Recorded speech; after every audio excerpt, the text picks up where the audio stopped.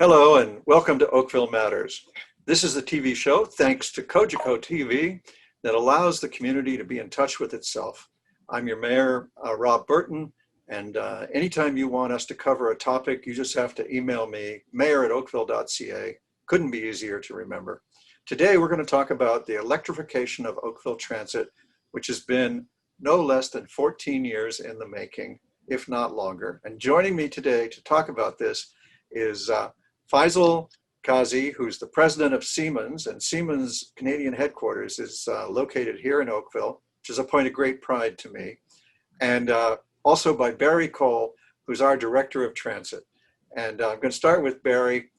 Barry, do you want to start the public off on the saga of the 14-year saga of electrifying transit? And I guess it'll be 5 more years before it's complete, but we're starting right away. So in the end, I guess it'll be almost a 20-year saga. So start us off, will you?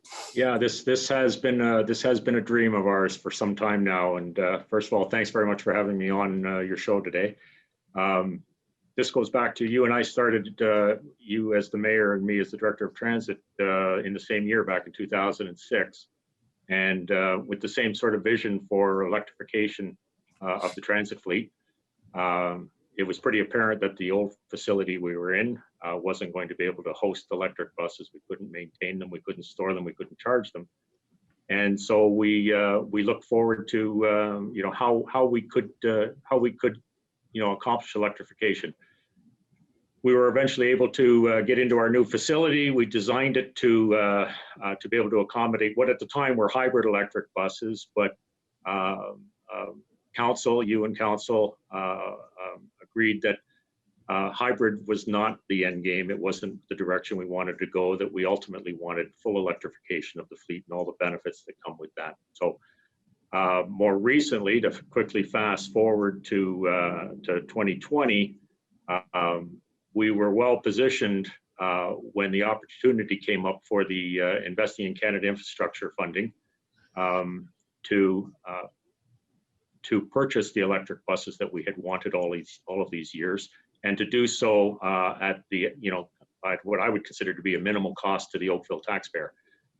So we submitted our application. The provincial and federal governments approved it, and pretty much for 27 cents on the dollar, we've been able to plan on electrification of our fleet over the next 14 years, and all goes according to plan. We should be one of the first transit agencies, one of the first municipalities in the country to be fully electrified. And Faisal, Siemens has been in the electric bus business for maybe longer than Barry and I and the rest of council have been wanting to be. Why don't you, introduce the public to the Siemens electrification story? Yes. So maybe I take, Mayor, thank you very much for having me on this show. Really appreciate your leadership on driving electric buses here in the city. And I must say, I'm also very proud that Siemens is headquartered in Oakville under your leadership. So thanks a lot. So maybe just a 1-minute introduction about Siemens. Siemens is one of the largest engineering companies in the world. We've been in Canada for more than 100 years. The company was formed in 1912. And we provide solutions in the area of electrification, automation, and digitalization in almost all the Canadian sectors, be it the transportation sector, industrial sector, healthcare, or the energy sector. We employ around 5,000 people, Siemens and its affiliates, in 40 locations across Canada. And as I said, very proud to be in Oakville here.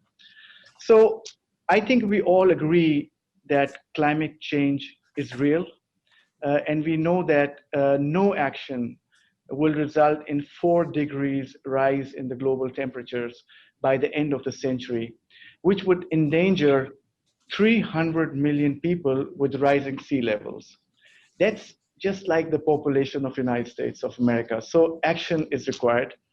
And now if we look into the sectors which are producing greenhouse gases, after oil and gas, the second biggest sector is the transportation sector. So it's 23% of all the greenhouse gases which are being produced are coming from the transportation sector. So it's I do feel, and we feel, that the electric buses is a great way to improve the air quality and reduce the noise pollution.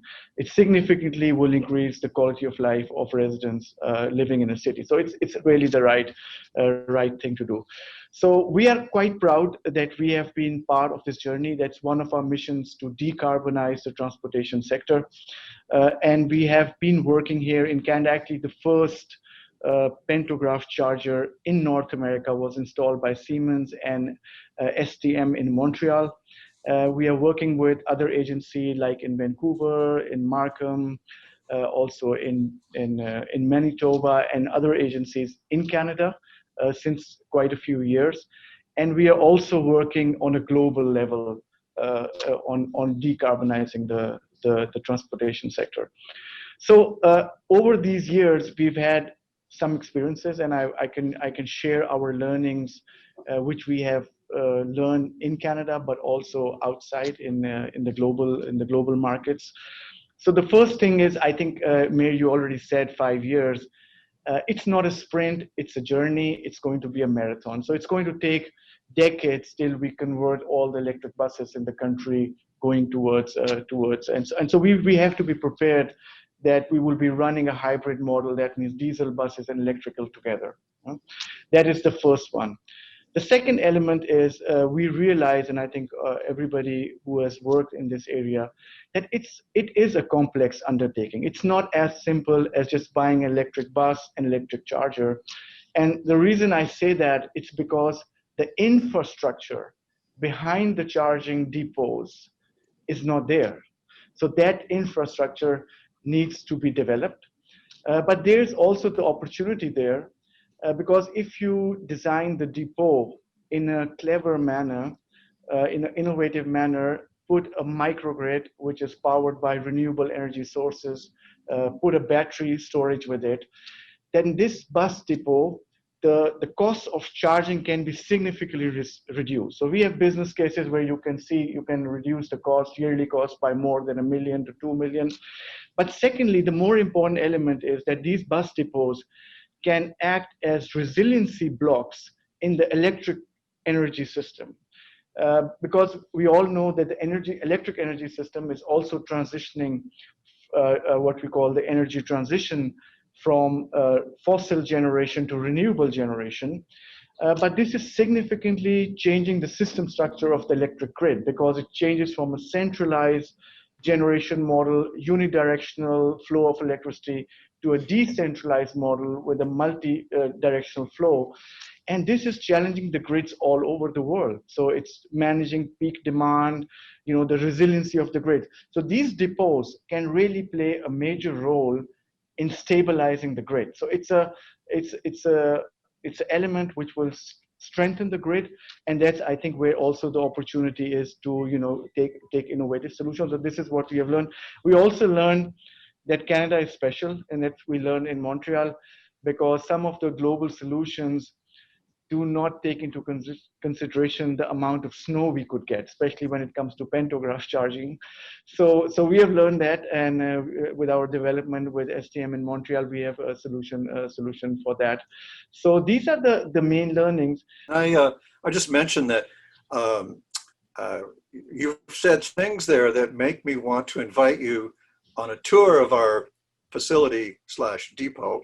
And also, I'd like to give you a tour of our grid, at the very least, a tour of our control room, and perhaps a briefing on our grid, because both of these things are a little bit out of the ordinary. I would like to say a little bit advanced. And I hope that, at least when you've seen them, I hope you'll agree that they're advanced. Yeah, no, definitely. And on transit, even after we electrify our transit system, we will not have made a really significant cut into that 26%, will we? Because the private car is a major part of that greenhouse gas burden. In Oakville, our community energy plan estimates that maybe 30% comes from transportation. And one of the things about Siemens that really impressed me was when you built your building, and that was, what, 8 years ago, I think? Yeah. What did you do? You put in more electric charging stations than anybody else in town at the time, And I think you still have more than anybody else in town. And that's alongside the fact that there's more electric charging stations in Oakville than most places.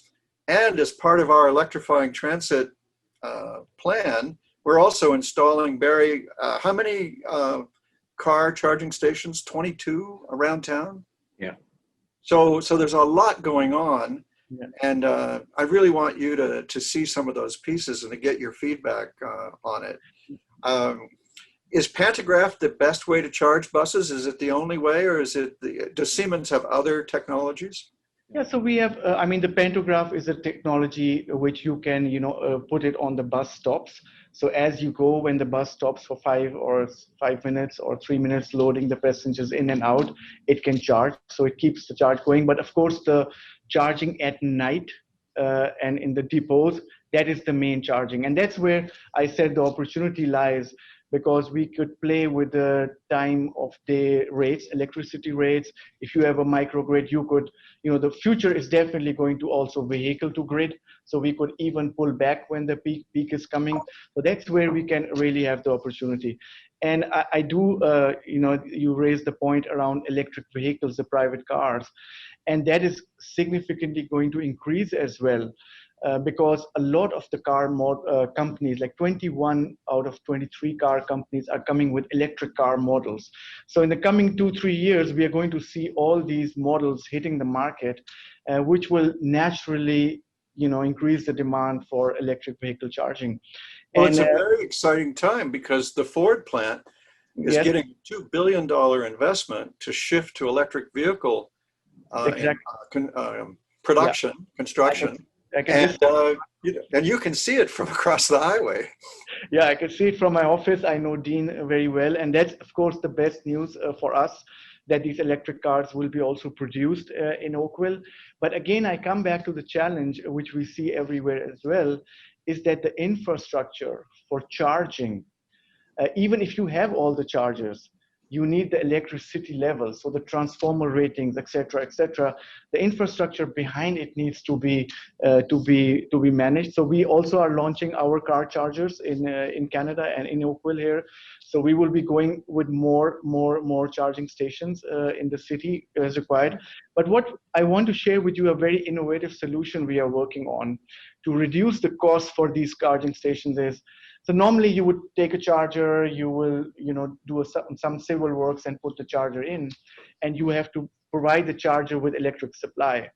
What we realized that we already have the infrastructures, especially when I drive around Oakville, in the lights, the street lights we have, the electric supply is there. So we are working on a solution where you can put a charger right on the street light and save a lot of costs of producing new separate stations for electric vehicle charging. Yeah, so this is something I plan to pilot in my office already, and Mayor, I will love to have you see that, or open that charger for.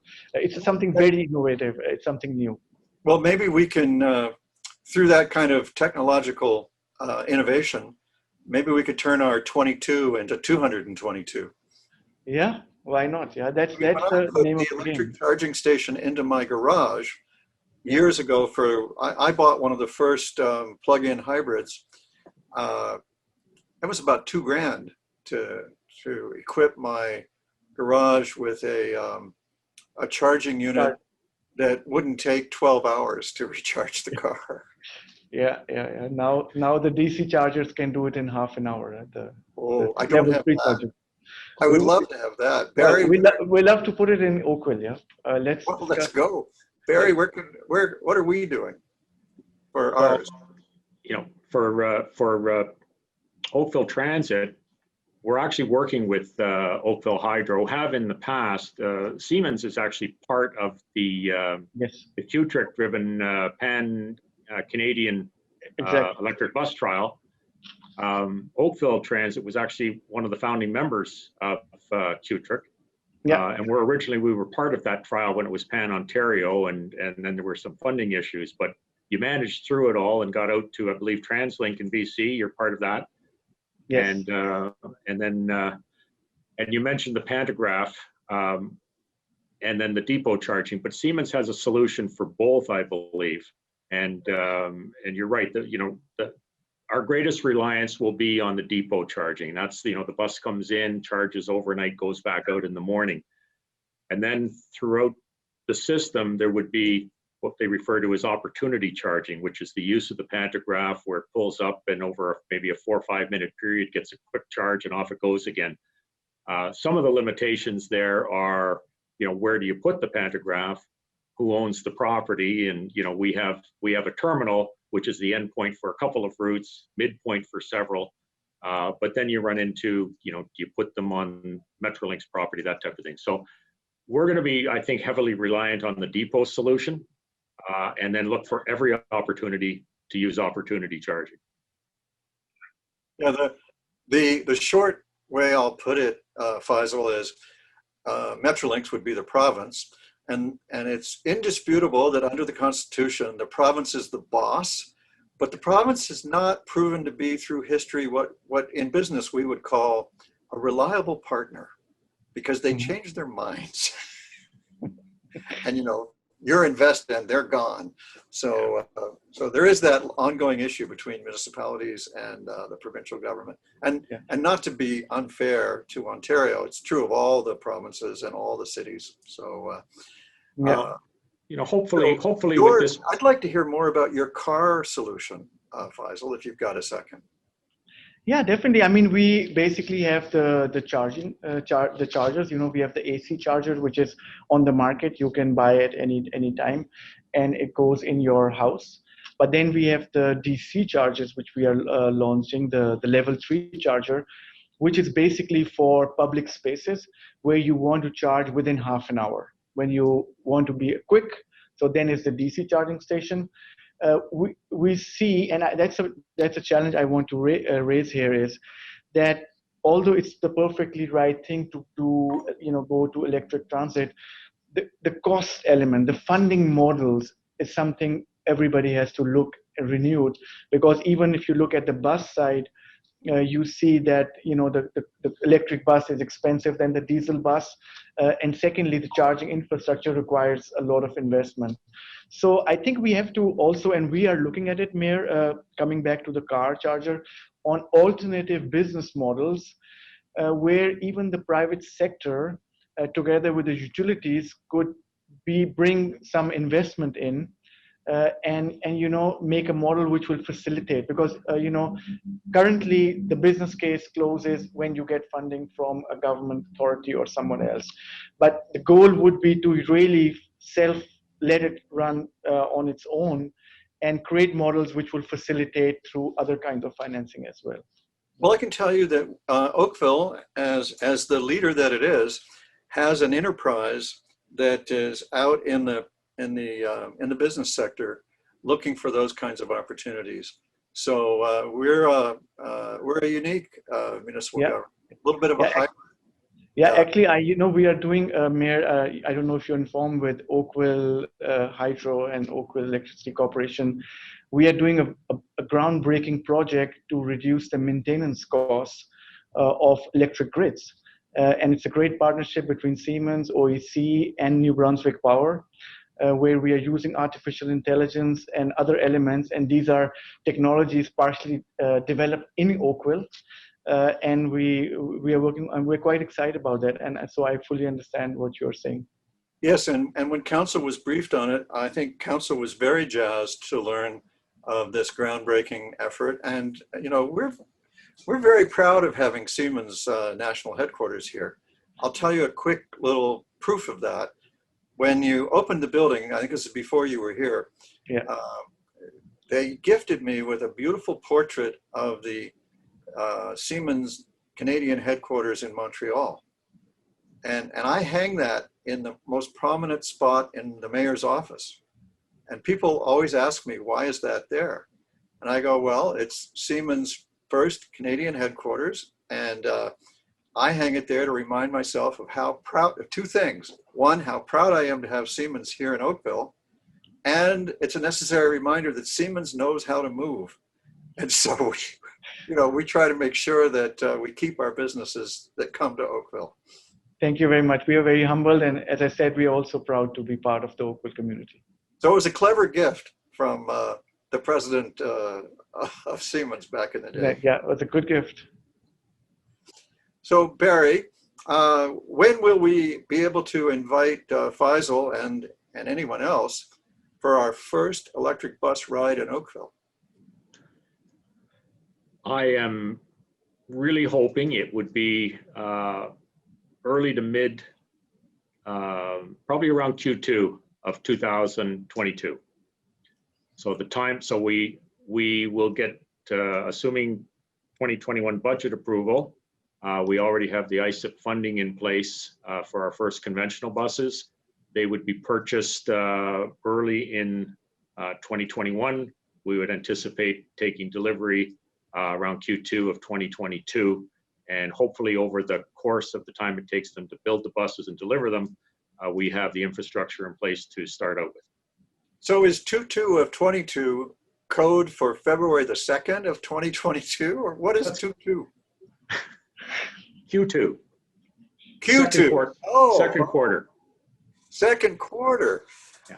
So is that like April to June? I'm going to go with April to June. Okay, I'm decoding jargon for the public because sometimes I feel like that's my only real job. Yeah, first half of 2022. All right. So, Faisal, have you got demonstrations of your DC project ready to go somewhere? Yeah, maybe. We can organize that. We definitely have in Montreal. We already have it. We have one in Vancouver. We are putting in Markham, so definitely we can organize demonstrations. I would like to ask a personal question. Yes. A question on my own personal private interest behalf. I have a plug-in hybrid car, the last Volt, and I'm waiting for the new Ford Escape that's a plug-in hybrid. Yep. Hasn't come to Canada yet, and I'm curious to know if a level 2. So I think of my car and the Escape that's coming as level 2 cars. Is there an adapter to allow those to take advantage of the fast charging of level 3, or would level 3 blow up the car? No, it won't blow up the car, but I think there's no adapter to convert level 2 to level 3, at least what I know. But if you're buying the Ford car, we are also working together with Ford. They will have a very interesting charging mechanism, which Siemens also working with them, which would also could be a backup for your home as well, right? So I would recommend to go with that, but I'm happy to take your challenge and let my specialist look into what can be done with your current charger, how that could be upgraded. Well, I don't want to blow up the car, and so I guess if I want speedy charges, it's a shopportunity. So yeah. I'll be going out looking for a car that'll level 3 charge. And I guess that's pretty much Tesla, right? Yeah. Yes, Tesla does. Yeah. Wow. All right. Well, one of our council members recently got a Tesla, so I think he's now the one with the title of most farsighted when it comes to electrifying transportation. So we have a couple minutes left, and I thank you for the personal excursion or digression that you allowed me here. What's the biggest thing that Siemens is going to do next in electrification? Yeah, so we have, our mission is to decarbonize the energy sector, the transportation sector, the industry, the buildings. The buildings make more than 15% of also GHG. So we have introduced some very intelligent, smart technologies in the buildings. So that's a space we want to reduce the carbon footprint of buildings, so become carbon neutral. Siemens has itself committed to be carbon neutral by 2030.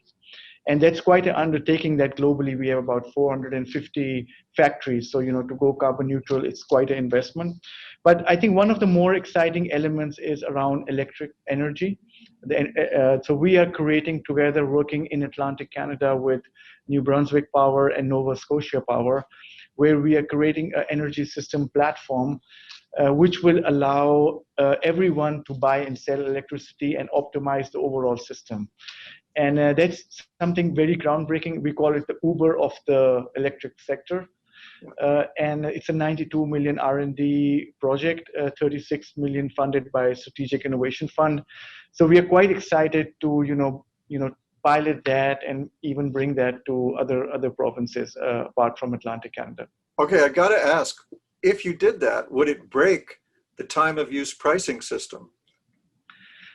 Yeah, it would be a different model. It's a model where the utilities then no longer need capex to invest in their own power plants, rather ask the producers and consumer electricity to build assets and then trade. So it will definitely challenge the time of rate. It will just get dynamic. If it's implemented in the full way, everything will get dynamic. And if governments abandon time of use, would it break your business model? No, it will not. It will not break their business model. It will. Then, we've got to do a show on that. Yes. Can I invite you now to come back for we'll spend a half hour going through that, because that sounds like one of the more exciting horizon events that I've heard of in a year.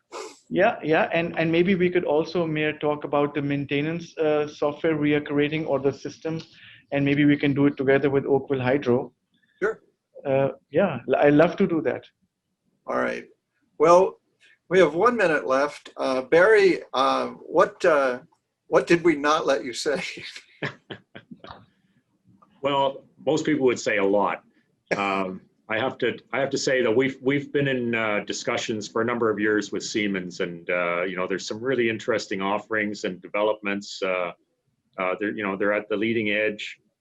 It's been a pleasure working with them. They were one of the first ones to take the pantograph and take all of the heavy equipment off of the buses and put it onto the pantograph to reduce the weight of the vehicle. So there's a lot of ways, I think, that going forward we can work together and get this system electrified and realize the benefits. Yeah, Well, that's terrific to hear. I want to thank you for tuning in today and joining us in this conversation. I remind you that by emailing me, mayor@oakville.ca, you can help program this time slot, and we'll cover what matters to you. And thank you very much for joining us. See you next time.